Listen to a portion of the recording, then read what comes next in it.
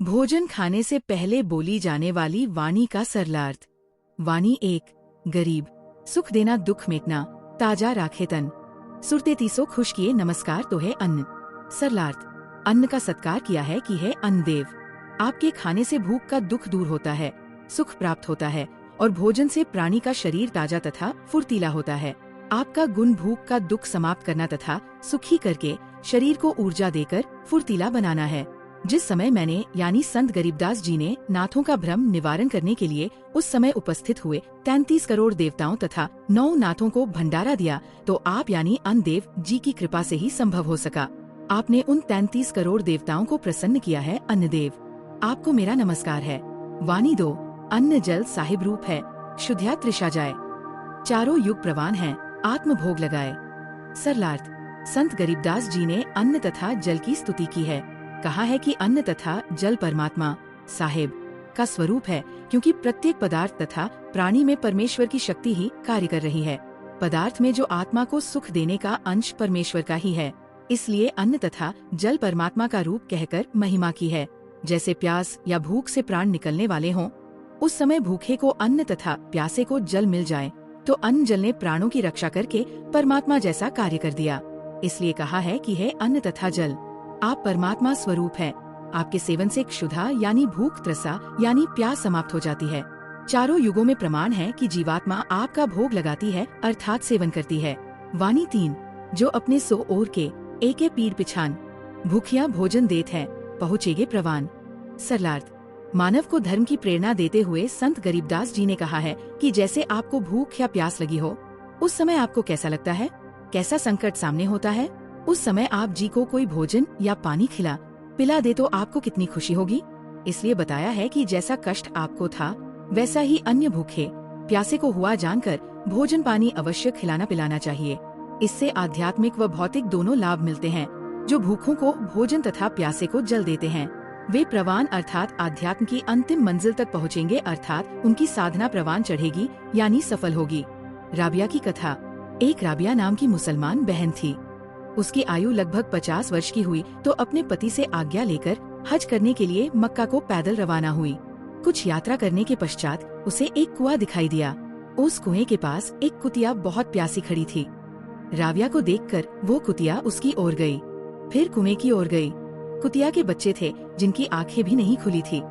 राबिया को माजरा समझते देर नहीं लगी। झटपट कुएं पर गई तो देखा कोई जल निकालने का पात्र यानी रस्सा बाल्टी नहीं था। किसी के हाथ से छूट जाने के कारण कुएं में गिरी हुई थी। राबिया ने प्यासी कुतिया को पानी पिलाने के लिए अपने सिर के बाल उखाड़े और रस्सी बनाई। अपने शरीर के कपड़े उतारे जो खादी के बने मोटे कपड़े थे। अपनी चुनरी से शरीर को ढका और बालों से बनाई रस्सी से कपड़े बांधकर पानी निकाला और कुंभ के साथ में रखे ठीकरे में बटा मिट्टी के घड़े का टूटा आधा या छोटा बड़ा भाग ठीकरा कहा जाता है, कपड़े निचोड़कर पानी डाल दिया। ऐसा 3-4 बार करके कृति की प्यास बुझाकर उसके बच्चों तथा उसके प्राणों की रक्षा की। गीले कपड़े पहनकर मक्का की ओर चलना चाहा तो देखा कि मक्का तो कुएं के साथ खड़ा है। भक्तमती राबिया स्वप्न की तरह मक्के में प्रवेश कर गई। पवित्र मक्का यानी मुसलमानों का मंदिर हवाई जहाज की तरह उड़ चला, फिर अपने यथास्थान पर स्थापित हो गया। अपने स्थान से अचानक अंतर्ध्यान हुए मक्के को देखकर हज यात्री आश्चर्यचकित थे कि ये क्या अपसगुन है, हमारी किस्मत खराब है। इस कारण से मक्का ही अदृश्य हो गया। कुछ देर में मक्का उसी स्थान पर आकर स्थापित हो गया। आकाशवाणी हुई कि मक्का अल्लाह के हुक्म आदेश से एक पवित्र आत्मा राबिया को लाने गया था। मक्का से वह कुना 3 मंजिल अर्थात 60 मील 90 किलोमीटर दूर था। 1 मील 1 किलोमीटर का होता है। आकाशवाणी में यह भी कहा गया कि राबिया ने प्यासों को पानी पिलाकर असली वास्तविक हज की है। भ्रमित व्यक्ति तो पशु पक्षियों को मारकर खाते हैं, उसे धर्म मानते हैं। धर्म तो पशु पक्षियों तथा अन्य जीवों मानव के प्राणों की रक्षा राबिया की तरह करने से होता है। ये वास्तव में हज है। भावार्थ है कि प्यासे को जल पिलाने से परमात्मा प्रसन्न होता है। भक्त का उद्देश्य परमात्मा को प्रसन्न करना ही होता है। वाणी 4, अन्न देव तू अलख दयाल, तेरे पलड़े तुलै न लाल, अन्न देव तू जगमग ज्योति, तेरे पलड़े तुलै न मोती। सरलार्थ, हे अन्न देव, आप अलख दयाल अर्थात परमात्मा की तरह दयालु है। जैसे अन्न एक जड़ रूप दिखाई देता है, ईश्वरीय गुण युक्त है, इसलिए अलख कहा है। आपकी तुलना यानी बराबरी लाल यानी बहुमूल्य हीरा भी नहीं कर सकता। जैसे तुला यानी तराजू के एक पलड़े में अन्न रख दे, दूसरे पलड़े में लाल रखा हो। भूख से प्राण जाने को हो और व्यक्ति के सामने हीरा तथा भोजन रखकर कोई कहे कि आप इनमें से एक ले सकते हो, तो भूखा व्यक्ति भोजन को ही उठाएगा। एक समय दुर्भिक्ष अकाल गिरा था। उस समय राजा तथा सेठ धनी हीरे लाल तथा स्वर्ण से भरी अलमारियां छोड़कर भोजन की खोज में दूसरे स्थानों पर चले गए। इसलिए कहा है कि हे अन्नदेव, आपके बराबर लाल भी नहीं है।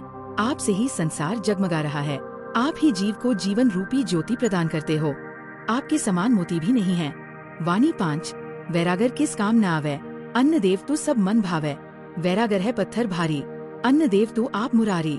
सरलार्थ वैरागर यानी हीरा भूखे व्यक्ति के कोई काम नहीं आता। अन्न देव तो सबको अच्छा लगता है। बैरागर हीरा तो एक भारी पत्थर है। हे अन्न देव, आप तो मुरारी यानी संकट मोचन है। वाणी 6 खुद्या तृषा मेटे पीड़ा, तेरे पलड़े तुलैन हीरा। दास गरीब ये अन्न की महिमा, 3 लोक में जाका रहीमा। सरलार्थ हे अन्नदेव, आप क्षुधा तथा त्रसा प्यास से उत्पन्न पीड़ा को हरने वाले हैं। आपकी तुलना में हीरा भी नहीं है। आपकी बराबरी हीरा नहीं कर सकता। संत गरीबदास जी ने कहा है कि अन्नदेव की ये महिमा है जिसका 3 लोक में बोलबाला है। प्रभुता यानी महिमा है।